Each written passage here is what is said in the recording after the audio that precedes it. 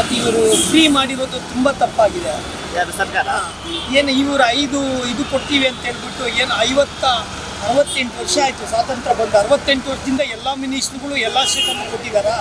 ಇವ್ರು ಬರೋಕ್ಕೆ 4 ಜನನ್ನ ಯಾಕೆ ತುಳಿಬೇಕು? ಇವರು ಜನಗಳನ್ನ ತುಳಿದು ಇವ್ರು ಬಂದಿದ್ದ ಅಷ್ಟೇ ಹೊರತು ಇವರು ನಾವು ಇದು ಎಲ್ಲರಿಗೂ ಒಳ್ಳೇದು ಮಾಡ್ತೀನಿ ಅಂತ ಹೇಳ್ಬಿಟ್ಟು ಇವ್ರು ಬಂದಿಲ್ಲ. ಸರ್ಕಾರನ ಹಾಳು ಮಾಡಿ ನಮ್ಮನ್ನು ಎಷ್ಟು ಒಂದು 25-30 ವರ್ಷದ ಹಿಂದೆ ಕರ್ನಾಟಕ ತೊಗೊಂಡೋಗಿದ್ದಾರೆ. ಆ ಥರ ಮಾಡಿದ್ದಾರೆ. ಸರಿನಾ ಇದು? ಎಲ್ಲ ಅಲ್ಲ ರೀ. ದುಡ್ಡು ಅಂದರೆ ಏನು ಯಾರ್ದು ಅನ್ಕೊಂಬಿಟ್ಟಿದ್ದಾರೆ ದುಡ್ಡು? ನೀವು ಬರೋಕ್ಕೆ ಎಲ್ಲರನ್ನೂ ಯಾಕೆ 6 ಕೋಟಿ ಜನನ ಯಾಕೆ ನಾವು ತುಳಿದ್ಬಿಟ್ಟು ನೀವು ಬಂದಿದ್ದೀರಾ ಮುಂದಕ್ಕೆ? ಇವಾಗ 68 ವರ್ಷ ಆಯ್ತಲ್ವ ಸ್ವಾತಂತ್ರ್ಯ ಬಂದು. ಅವಾಗಿಂದ ಎಲ್ಲರೂ ಹೀಗೆ ಮಾಡಿದ್ರ? ನಿಮ್ಗೆ ಮಾನವೀಯತೆ ಇದ್ದಿದ್ರೆ ಕರೆಕ್ಟಾಗಿ ಬಂದು ಜನಕ್ಕೆ ಒಳ್ಳೆ ಕೆಲಸ ಮಾಡಿ ಬರಬೇಕಾಗಿತ್ತು. ನ್ಯಾಷನಲ್ ಪಾರ್ಟಿ ನಮ್ಮದು ಅಂತ ಹೇಳ್ತೀರಾ, ದಿನ ಜಗಳ ಮಾಡ್ಕೊಂಡು ಹೋಗ್ತಾ ಇರ್ತೀರಾ. ಸರ್, ಈಗ ಕುರ್ಚಿಗಿದ್ದಾಗ ನನಗೆ ಸಿಎಂ ಆಗಬೇಕು, ನಾನು ಸಿಎಂ ಯಾರೋ ಒಬ್ರು ಆಗ್ತಾರೆ ಬಿಡ್ರಿ. ಇನ್ನೊಂದು ಸರಿ ನೀವು ಆಗ್ಲಿ, ನಾನು ಆಗ್ಬೇಕು, ನೀನು ಆಗ್ಬೇಕು ಅಂತ ಮನೆಯಲ್ಲೇ ಜಗಳ ಯಾತ್ರೆ ಮಾಡ್ತಾ ಇದ್ದೀರಾ? ಅಲ್ಲ ಸರ್, ಈಗ ಸಿದ್ದರಾಮಯ್ಯ ಆಯ್ತು, ಅವ್ರು ಕೊಟ್ಬಿಡಿ ಹೋಗ್ಲಿ. ಇನ್ನು ಸರಿಯಾಗಿ ಕೆಲಸ ಮಾಡಿ, ನೀವು ಕೆಲಸ ಮಾಡಿ ಜನಕ್ಕೆ ಒಳ್ಳೆ ಒಂದು ಇದು ಕೊಡಿ, ಮತ್ತೆ ಇನ್ನೊಂದು ಸರಿ ನೀವು ಆಗಿ. ಬಟ್ ನೀವು ಮಾಡಿಲ್ಲ ಅಂತ ಹೇಳ್ತಿಲ್ಲ. ಇವ್ರು ಯಾರು? ಶಿವಕುಮಾರ್ ಒಳ್ಳೆ ಕಷ್ಟಪಟ್ಟು ಅವ್ರು ಬಂದಿದ್ದಾರೆ. ಈಗ ಯಡಿಯೂರಪ್ಪನವರು BJPಯಲ್ಲಿ ಒಳ್ಳೆ ಹಾದಿ ಹಾಕ್ಬಿಟ್ಟು ಅವ್ರು ಮುಖ್ಯಮಂತ್ರಿ ಆದರು. ಇವರು ಆಗಲಿ. ಬಟ್ ಯಾಕೆ ನೀವೇ ಜಗಳ ಮಾಡ್ಕೋತೀರಾ? ಅವ್ರನ್ನ ರಿಕ್ವೆಸ್ಟ್ ಮಾಡ್ಕೊಂಡು ನೀವೇ ಒಂದಾಗಿ. ಇವೆಲ್ಲ ಬಿಡಿ. ಇದು ಯಾರೋ ಬರ್ತಾರೆ, ನೀವು ಬರ್ತೀರಾ, ಇನ್ನೊಬ್ರು ಬರ್ತಾರೆ, ಅದು ನಮಗೆ ಬೇಡ. ಬಟ್ 6 ಕೋಟಿ ಜನನ ತುಳಿದ್ಬಿಟ್ಟು ನೀವು ಮುಂದೆ ಬಂದಿದ್ರಲ್ಲ, ಸರಿನಾ ಇದು? ನ್ಯಾಯನ?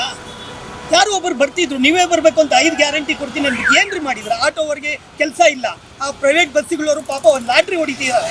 ಅವ್ರ ಜೀವನ ಎಲ್ಲ ಏನು ಮಾಡ್ಬೇಕ್ರಿ? ಯೋಚನೆ ಮಾಡೋ ಶಕ್ತಿ, ಯೋಚನೆ ಮಾಡೋ ತಾಳ್ಮೆ ಇಲ್ವಾ ನಿಮಗೆ?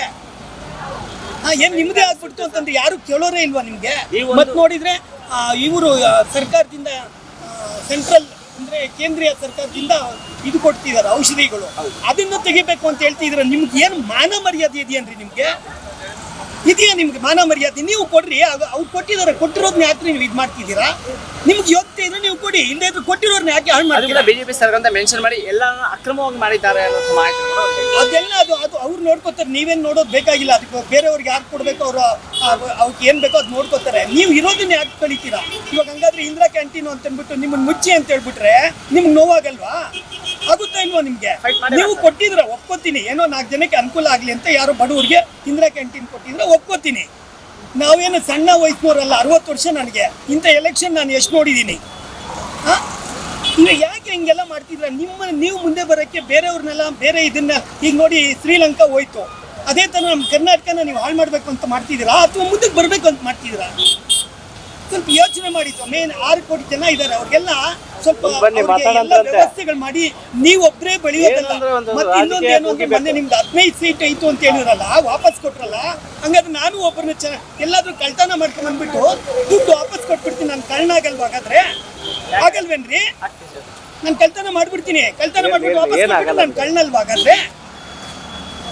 ಹಾಗಾದ್ರೆ ನಿಮ್ಗೊಂದು ನ್ಯಾಯ, ನಮ್ಗೊಂದು ನ್ಯಾಯ ಇದೆಯಾ? 2.5 ವರ್ಷದ ಒಂದು ಆಡಳಿತ ಹೆಂಗ್ ಅನ್ಸುತ್ತೆ? ಏನೋ ಮಾಡಿದಾರೆ. ಅದೇ ನಾನು ನೋಡ್ತೀನಿ. ಫ್ರೀ ಕೊಡ್ತೀನಿ ಬನ್ನಿ ಅಂದ್ರೆ ಜನ ಕೊಟ್ಬಿಟ್ರು, ನೀವು ಬಂದಿದ್ರಿ. ಫ್ರೀ ಕೊಡ್ತೀರಾ ನೀವು ಮಾಡಿದಿದ್ರೆ 100% ಒಪ್ಕೋಬೋದಾಯ್ತು. ಅಲ್ಲ ಸರ್, ಈ ಸರ್ಕಾರ ಬಂದ್ಮೇಲೆ ಡೆವಲಪ್ಮೆಂಟ್ ಆಗಿಲ್ಲ. ಎಲ್ಲಾಗಿದೆ ಅಲ್ಲಿ ನೋಡಿ. ದಿನಕ್ಕೆ 8 ಜನ ಬೀಳ್ತಿದ್ದಾರೆ. ಆಟೋಗ್ಲವ್ರು ಎಲ್ಲಿ ನೋಡಿದ್ರು ನಿಂತಿದ್ದಾರೆ. ಅವ್ರ ಜೀವನ ಹೆಂಗ್ರಿ ಆಗೋದು? ಎಲ್ಲರ ಜೀವನ ಯೋಚನೆ ಮಾಡ್ಬೇಕಲ್ಲ. ಪ್ರೈವೇಟ್ ಬಸ್ಸುಗಳಂತೂ ಹಾಳಾಗೋಯ್ತು.